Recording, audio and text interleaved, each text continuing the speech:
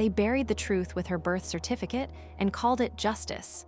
But what they didn't know was simple. She didn't come back to be loved. She came back to make them remember. I woke up screaming, but not in my own body. The ceiling above me was unfamiliar, cracked white paint, a slow-spinning fan, and sunlight leaking through cheap blinds. My breath was shallow, my heart beat too loud like it didn't belong to me, and then I heard it. Don't even look at her. She's cursed. A woman's voice, sharp, bitter. I turned my head slowly. A mirror hung crooked on the wall. What I saw made my stomach drop. I wasn't me. I was a child, maybe 11. Thin arms, tangled hair, bruises faintly blooming under the skin like old secrets that refused to fade. My reflection blinked back at me with fear I didn't understand, but somehow recognized. Memories started crashing in like broken glass. A name, Lena, not mine, not originally, but now mine, and then the rest came. This wasn't my world, or maybe it was, I couldn't tell anymore. Lena was the daughter they never wanted, the mistake child, the one born after the perfect son, after the family had already decided their love had limits. Her brother got new shoes. She got hand-me-down silence. He got birthday parties. She got locked rooms and forgotten dinners. And the worst part, everyone acted like it was normal. I stood up slowly. My legs shook as if they were learning how to exist. Somewhere outside the room, laughter echoed, bright, careless, belonging to people who had never looked at Lena twice unless it was to compare her to her brother. A door slammed. Heavy footsteps approached. I didn't know who I was yet, not fully. But when the lock clicked open and a man's shadow filled the doorway, I felt something settle inside me. Not fear, recognition. Because whatever happened to Lena, it was just the beginning. And I was no longer going to be the one who stayed silent. The door creaked open wider, and the man standing there didn't even bother to look at me like I mattered. My father, I realized through Lena's memories. He wore a pressed shirt, sleeves rolled up like he was too important for anything messy. His eyes scanned the room, but never settled on me for more than a second, like I was furniture he wished wasn't there. "Why is she still up?" he asked sharply. Behind him, a woman appeared, my mother. Her face was tired in the way people get when they've decided caring is optional. "She's been acting strange again," she said. Talking to herself. I almost laughed. If only they knew, I wasn't acting strange. I was trying to survive inside a life that already hated me. The man sighed like I was a problem he didn't have time for. "She has school tomorrow. Send her to bed." That was it. That was the full conversation about me. Not "is she okay?" Not "why is she bruised?" Not even "what does she need?" Just dispose of her presence. My brother appeared behind them then, taller, confident, holding a phone like it was part of his body. He looked at me and smirked. "Oh wow," he said. "She's still here. I thought you guys said you'd send her somewhere." My mother didn't correct him. She never corrected him. That was the first rule of this house. The son was always right, even when he was cruel. I stood there, barefoot on cold wooden floor, watching them move around me like I didn't exist. And that's when something inside me shifted, because I wasn't just seeing their neglect. I was feeling it from Lena's memories, years of it. Doors closing, voices ignoring, celebrations without her name, a life built on being unseen. My brother walked closer, lowering his voice. "You know, if you weren't born, things would have been easier." He said it casually, like talking about the weather. Something inside my chest tightened. I looked up at him, not as Lena would have, but as me, the one trapped inside her skin. "Easier for who?" I asked quietly. He blinked, surprised I spoke back. That was new. Behind him, my parents froze slightly. Not because I said something wrong, but because I said something at all. And in that moment, I understood something important. Lena hadn't been hated because she was bad. She was hated because she never fought back, but I wasn't her. Not completely. And this house, this family, was about to learn the difference. School was worse than the house. At least at home, the cruelty was predictable. At school, it was entertainment. Whispers followed me down the hallway like shadows. "That's her, the unwanted one. She's the broke sister. No one sits with her." Lena's memories told me this wasn't new. It had been happening for years. Quiet bullying disguised as indifference from teachers, laughter from classmates, and that familiar invisibility that wrapped around her like a second skin. But today felt different. Because today, I noticed everything. And more importantly, I remembered I had a choice. During lunch, I sat alone at the far edge of the cafeteria. The tray in front of me had food I didn't want, served like an obligation, not care. Then I saw her. A girl dropped her notebook near my table. Pages scattered across the floor like falling snow. Everyone watched. No one helped. Lena would have stayed still, looked down, waited to disappear. But I didn't. I stood up. The chair scraped loudly. Heads turned, I walked over, bent down, and started collecting the pages. The girl hesitated.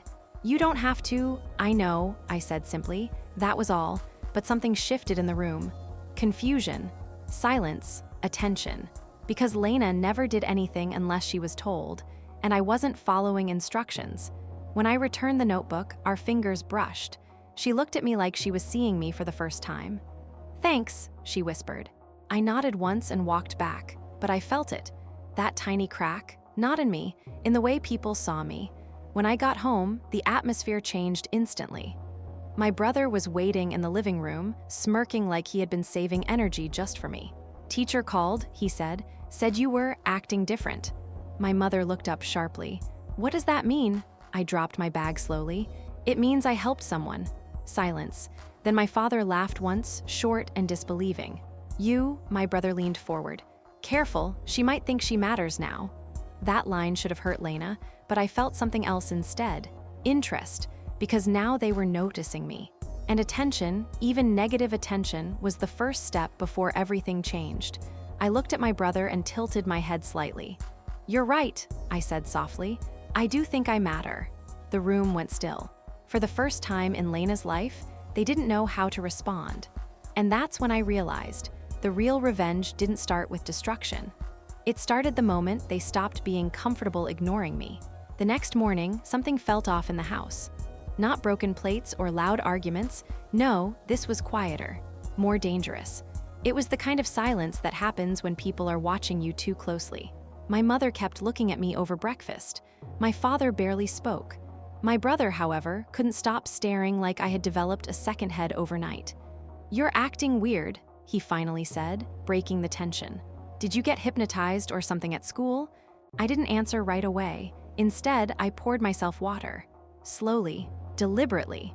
Lena's old habits wanted me to rush, to shrink, to make myself invisible again. But I didn't. "I just stopped being scared," I said. My father's spoon stopped halfway to his mouth. My mother frowned. "Scared of what?" I met her eyes. "You." The word landed heavier than I expected. For a second, nobody moved. Then my brother laughed sharply. "Wow, okay, she's officially broken." But it didn't feel like I was breaking. It felt like I was waking up. At school that day, things escalated.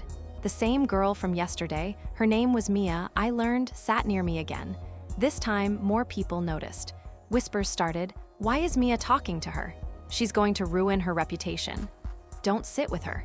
But Mia didn't leave. And I didn't either. That alone was enough to make people uncomfortable. Then it happened. During group class assignments, no one picked me. Lena's memory would have expected that. She would have waited until the teacher forced her into a group, accepting whatever leftovers remained. But I raised my hand first. "I'll work alone." The teacher blinked. "Are you sure?" "Yes." A few students laughed quietly, like I had just signed my own failure. But I noticed something else. My brother's friend group, yes, he was popular here too, had started watching me more than usual. At lunch, one of them walked past my table and stopped. "You're Lena, right?" he asked. I nodded. He hesitated. "You're different today." "People change," I said. He frowned like that wasn't an acceptable answer. Back at home, things didn't improve. My father placed a folded document on the table. "Transfer papers," he said coldly. "If you're going to bring shame to this family, maybe another school will fix you." My brother smirked. "Or maybe she'll behave there." I looked at the papers, then at them. And for the first time, I smiled slightly, because they thought sending me away was punishment. But I was starting to understand something far more important. Distance wouldn't erase what I was becoming. It would only give me time to plan. The transfer papers stayed on the table all night. No one touched them, but I did. Lena's hands would have trembled. She would have begged silently, tried to fix what wasn't her fault, tried to earn a place that was never meant for her. I didn't. Instead, I read every line carefully. New school, new environment, new reputation. They thought they were removing a problem, but they were relocating a storm. At breakfast, my father finally snapped. "You will not embarrass us further," he said. "You leave next week. End of discussion." My brother leaned back, satisfied. "Finally," my mother said nothing. That silence used to hurt Lena the most, but now I understood it differently. Silence wasn't emptiness, it was permission. At school, the rumors had already spread. She got transferred. She couldn't handle it here. Typical Lena. But Mia didn't look at me like that anymore. She walked up to my table before lunch ended. "You're really leaving?" she asked. "Yes," she hesitated. "People think you're giving up?" I almost laughed. "No," I said. "I'm just leaving the board." That night, I packed everything I had, which wasn't much. A few clothes, old books, a broken phone Lena had been using for years. Nothing in this house had ever belonged to her fully. My brother stood in the doorway watching me pack. "You know," he said casually, "you're still nothing without this family." I paused, then turned slowly. "That's where you're wrong," I said. He scoffed. "Oh yeah, and what are you going to do? Be successful? You." I closed my bag. "Watch me." For the first time, he didn't have a quick reply. The next morning, as I stood at the door with my small suitcase, my father didn't look at me. My mother finally spoke, but not to stop me. "Don't cause trouble there," she said. "Not be safe. Not we'll miss you. Just don't be a problem." I nodded once, because they still didn't understand. I wasn't leaving to be accepted. I was leaving to become undeniable. As the car pulled away, I looked back at the house one last time. The place where Lena had been invisible. The place where I was born again. And I made a quiet promise to myself. They would remember her name. Not as the daughter they hated, but as the reason they lost everything they thought they controlled.